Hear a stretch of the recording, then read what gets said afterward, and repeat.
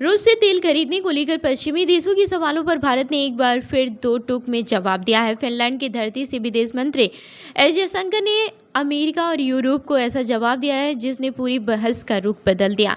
जयशंकर ने याद दिलाया कि जिस रूसी तेल खरीद पर आज सवाल उठ रहे हैं उसी के लिए कभी अमेरिका खुद भारत से आग्रह कर रहा था। बता दें कि भारत के विदेश मंत्री एस जयशंकर ने रूस से तेल खरीदने के मुद्दे पर अमेरिका और यूरोप को करारा जवाब दिया है। फिनलैंड में आयोजित एक अंतर्राष्ट्रीय चर्चा के दौरान एस जयशंकर ने स्पष्ट कहा कि भारत अपने राष्ट्रीय हितों के आधार पर फैसले लेता है और तेल की खरीद भी कीमत तथा उपलब्धता को ध्यान में रखकर की जाती है, किसी राजनीतिक दबाव या फिर वैचारिक एजेंडे के आधार पर नहीं। बता दें कि पैनल चर्चा के दौरान जब उनसे रूस यूक्रेन युद्ध के बीच भारत द्वारा रूसी तेल खरीदने को लेकर सवाल पूछा गया तो उन्होंने कहा कि वर्ष 2022 से पहले भारत रूस से सीमित मात्रा में तेल खरीदता था, लेकिन युद्ध के बाद वैश्विक ऊर्जा बाजार में भारी उथल पुथल मच गई है।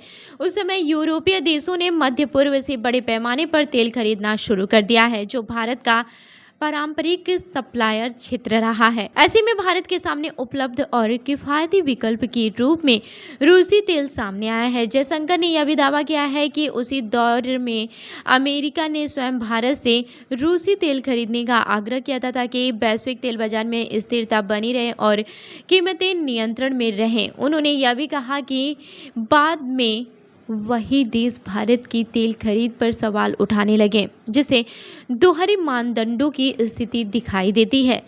विदेश मंत्री ने कहा कि दुनिया को ये दिखावा नहीं करना चाहिए कि इस पूरे मुद्दे में कोई बड़ा नैतिक सिद्धांत शामिल है। उन्होंने संकेत दिया कि अंतर्राष्ट्रीय राजनीति में अक्सर वही सही माना जाता है जो बड़े देशों के हितों के अनुरूप हो।